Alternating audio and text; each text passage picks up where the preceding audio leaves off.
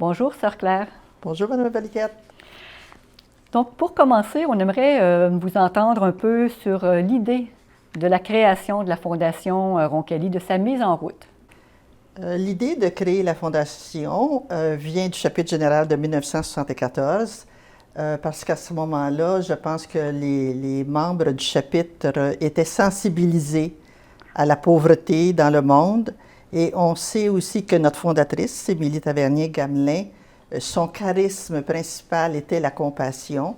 Et c'est un charisme aussi qu'elle a nourri, qu'elle a concrétisé avec Monseigneur Bourgette, qui était l'évêque de ce temps-là.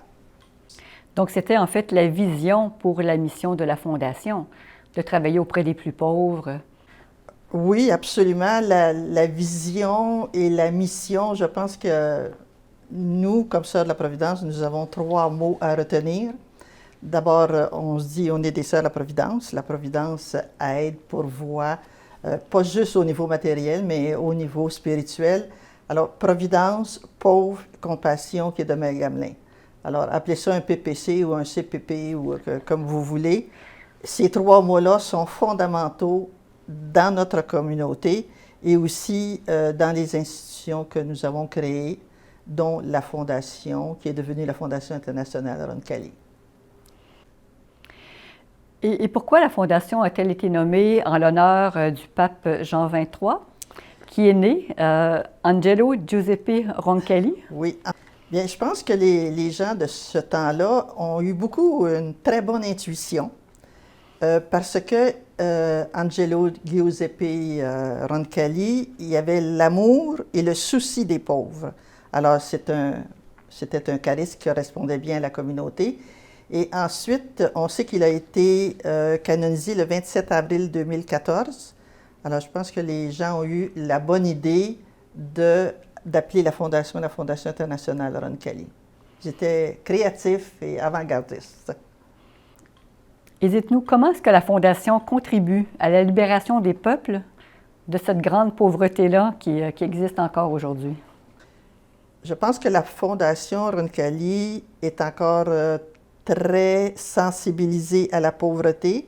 Et depuis le début, je pense qu'elle a eu des missionnaires religieux et religieuses, des laïcs, qui agissaient comme personnes-liens et qui avaient besoin de la Fondation Roncalli. Et à ce moment-là, la Fondation Roncalli se faisait connaître parce qu'elle n'était pas connue avant. Là, mais c'est ce travail d'équipe avec les gens sur place, avec toutes les communautés aussi qui avaient besoin et qui savaient que la Fondation Roncalli pouvait aider.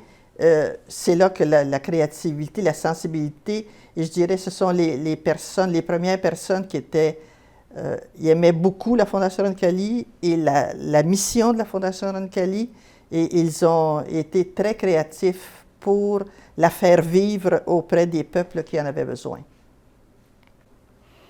Et 40 ans, c'est beau, c'est long, c'est une belle période de temps. Comment avez-vous vu la Fondation évoluer à travers toutes ces années? Je l'ai vu évoluer, la Fondation, parce que je pense que nous avons eu des gens dévoués, intéressés à la Fondation, intéressés à soulager la difficulté, la misère humaine qu'on appelait à ce moment-là. Quand vous regardez les dons des premières communautés religieuses, c'est les Sœurs de la Providence, mais ensuite les Sœurs de Saint-Joseph d'Ontario, les Sœurs d'Antigonish dans les Maritimes. Alors, c'était des personnes données, c'était des personnes créatives, et j'attribuerais ça à la créativité et aux bonnes décisions qui ont été prises dès le début et le dynamisme des personnes qui ont commencé et l'accueil aussi.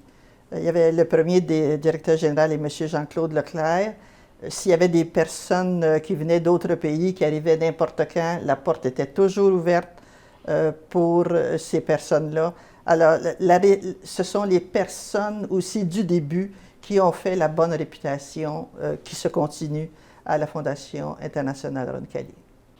Et on sait que les Sœurs de la Providence avaient cette vision-là de rassembler et d'intéresser d'autres congrégations religieuses à se joindre à ce grand mouvement-là. Donc, il y en a eu une, il y en a eu deux, il y en a eu 10, et c'est comme ça que on a vu ce bel effet de boule de neige, d'une certaine façon, qui a donné lieu à ce beau succès-là aujourd'hui.